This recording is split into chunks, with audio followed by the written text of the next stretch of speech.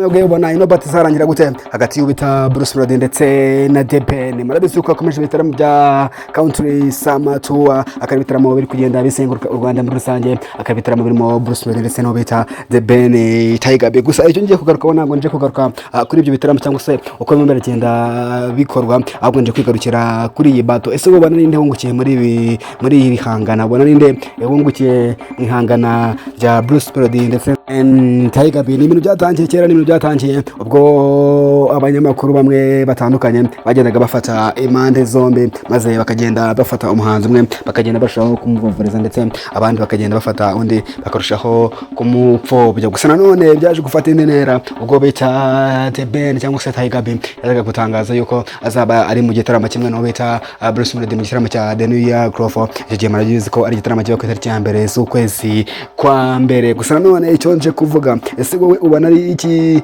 igipato y'abahanzi ariko ari babiri ni iki yafashije mu muziki w'u Rwanda? Ni iki yatumye abahanzi yaba Bruce Melody n'ubuta The Ben baza kuba bungukira muri iri hangana ryabo? Rero murabizi ko kuwa gatandatu gushize cyangwa se muri weekend ishize nibwo habaye igitaramo kindi cya kabiri cyaje kubera hano mu mujyi wa Nyagatare muri stade ya Nyagatare, aho abantu benshi bari bakubise buzuye ndetse abafana benshi mu mpande zombi baje kwitabira cyangwa se baje gushyikira abahanzi babo muri rusange. Gusa none ikintu cyagarutswe muri iki gitaramo nuko byaje kugaragara nkuko byari byagenze muri weekend yabanjirije iyi ngiyi dusoje, nuko abahanzi bose bagiye ku rubyiniro nkuko bisanzwe, maze nanone wo bita Bruce Melody aza ku rubyiniro bwa kabiri nyuma ya The Ben nkuko bimenyerewe. Gusa ahandi Nyagatare hari ibintu byinshi yagiye biba bitandukanye n'ibyari byabereye i Musanze cyangwa se n'ibyari byabaye muri show i Musanze, dore yuko i Nyagatare ho abafana benshi ku ruhande rwa Bruce Melody bari biyongereye cyane nkaho n'indirimbo yagiye aperforminga cyane n'indirimbo bita Hands Up igezeho ndetse n'indirimbo bita Ndi mu Kinya nibagiwe n'isi n'indirimbo nyinshi cyane bita Bruce Melody yagiye akora, ariko bikaza kugaragara yuko abafana babaye benshi. So ku rundi ruhande wo bita The Ben cyangwa Tiger B nawe wari waturukanye abafana benshi muri aka karere, dore yuko mbere yuko ahaza byagitangiye bivugwa yuko ngo bita The Ben ashobora kuba anavuka muri aka karere ka Nyagatare. Gusa mu maso y'abanyamakuru cyangwa se abantu bari bitabiriye kino gitaramo baje gutangaza yuko ngo bita Bruce Melody noneho yaje gukora performance nziza ndetse bikaza kugaragara ko yari afite abafana benshi kurusha wo bita The Ben Tiger B. Ku rundi ruhande nubwo The Ben Tiger B bivuga gutyo, we ntabwo yemeranya n'abavuga yuko ngo yabarushijwe abafana na Bruce Melody, dore yuko wo bita Bruce Melody igitaramo kikimara kurangira ese ajya kuri YouTube channel cyangwa se mu kiganiro yaje kuba agirana na Emma cyangwa se Emirene Mendahabi, yaje kuba avuga yuko ngo noneho ibyo bita abafana benshi ku ruhande rwa Bruce Melody bari benshi kurusha abari bari ku ruhande rwa The Ben Tiger B.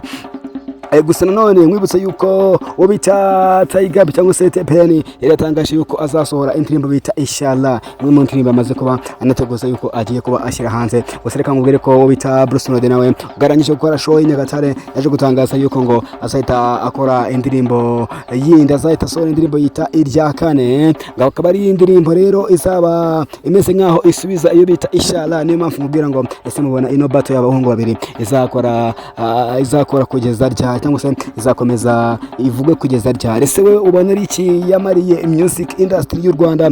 Ndavuga ku ruhande rw'umuziki nyarwanda. Reka mwibutse ko yuko kandi ubwo muri weekend ubwo habaga igitaramo cya Country Summer Tour i Nyagatare mu karere ka Huye, ho hari kubera igitaramo cya MTN Iwacu na Music Festival. Murabizi ko ari ibitaramo nabyo bizenguruka u Rwanda bitegurwa na MTN ndetse ifatanyije n'abandi bafatanya bikorwa. Reka mwibutse ko ibi bitaramo kandi bya Iwacu na Music Festival byari birimo abahanzi bakomeye cyane, byari birimo bita Davis, byari birimo bita Marina, byari birimo abahanzi b'ibyamamare nko bita Bushari Bushido ndetse nk'ibise ko byarimo uwo bita Amalone, byari birimo abandi bahanzi bakomeye mu Rwanda, harimo abahanzi barenga hafi batandatu. Ariko reka mwibutse yuko kuba abo bahanzi cyangwa se abantu bose bateraniye i Huye byatumye igitaramo cya Bruce Melody na The Ben kisa nkaho kiryamira icya Iwacu na Music Festival, dore yuko yuko ugiye gukora analyse cyangwa se ukareba kuri social media aho ukuntu bino bitaramo uko biryaje bivugwa, igitaramo cya The Ben na Bruce Melody cyarushije imbaraga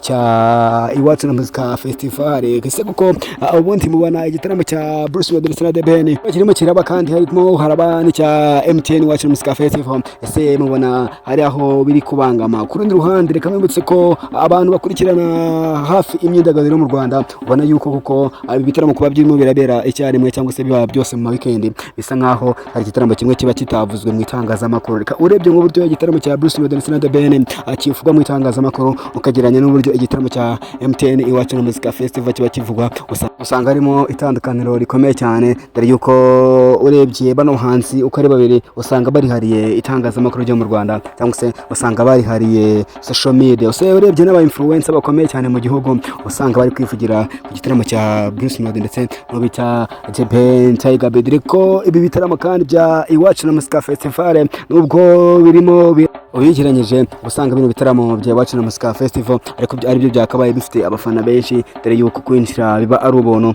mu gihe ibya Bruce Melody na The Ben kwinjira aba ari amafaranga, dore ko ahangaha amafaranga makenya aba ari inote ya 2. Ese wowe mubona cyangwa se wowe ubona ari iki gitaramo kiba gifite abafana benshi cyangwa se ubona iki gitaramo kigenda cyamamazwa n'abantu benshi ugiye ugereranya nuko wagiye ubibona mu itangazamakuru? Ese koko wowe ubona bato ya Bruce Melody cyangwa se uko itangazamakuru rigenda rishyira imbere ariko yakabaye ikorwa? Ese abari kwifuza yuko ngo kino gitaramo cya Bruce Melody cyaba ngaruka mwaka ariko noneho kikagenda kinyura muri buri karere kose ku Rwanda, pana kujya gutoranyamo uduce na tumwe bazagarukiramo, wowe wabyumva ute cyangwa se wabyakira gute uramutse ari wowe babashije icyo gitekerezo? Reka ngushimire wakomeje kubana nanjye umunsi, ngushimire wakoze subscribe, ngushimire yuko utajya uhema kubana nanjye. Icyo mwibutsa wowe nimba ushaka amakuru yizewe cyangwa se ushaka amakuru ya showbiz abagezweho mu Rwanda ndetse no mu isi muri rusange, reka mwibutse yuko n'ahandi hantu uzakura usibye kuri hano kuri One Step Show cyangwa se kuri YouTube yanyu. Barakoze gukora subscribe, nimba utarayikora nawe uyikore kugira ngo ubashe kuba nanjye umunsi ku munsi.